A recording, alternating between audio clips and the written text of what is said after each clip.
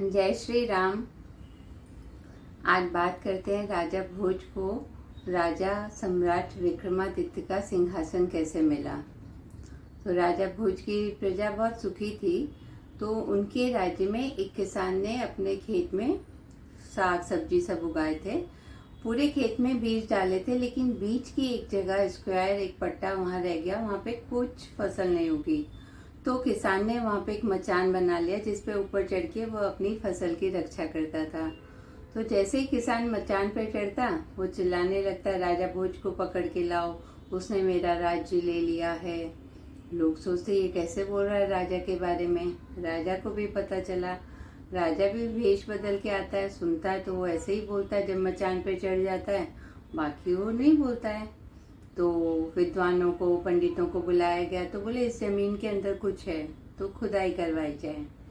तो जमीन खोदते हैं तो थोड़ी देर में उन्हें वहाँ पे एक सिंहासन दिखता है, बहुत रत्नों से जड़ित बहुत सुंदर सिंहासन।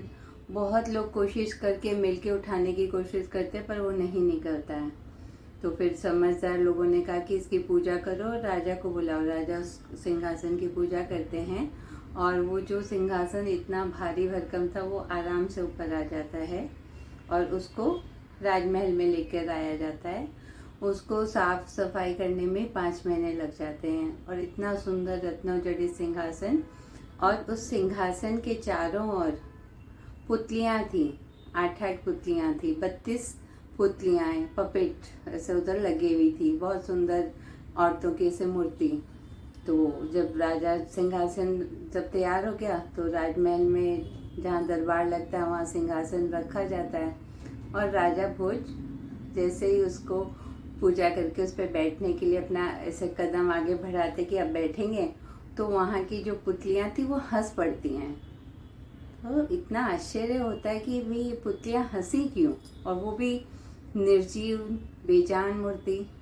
तो पूछा भाई तुम लोग हंसी क्यों। तो बोले राजा ऐसे तो आप बहुत योग्य हैं, लेकिन आपको अपनी योग्यता का अभिमान भी है।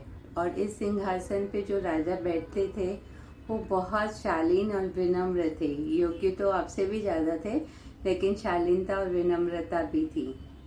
तो राजा ने पूछा कि ठीक है, अच्छी बात है, मुझे बताओ उनकी बात। तो उसके बाद हर पुतली उनको राजा विक्रमादित्य की एक कहानी सुनाती है। उनकी कहानियाँ हम फिर सुनेंगे। तब तक के लिए जय श्री कृष्ण, जय श्री राम, सबका मंगल हो।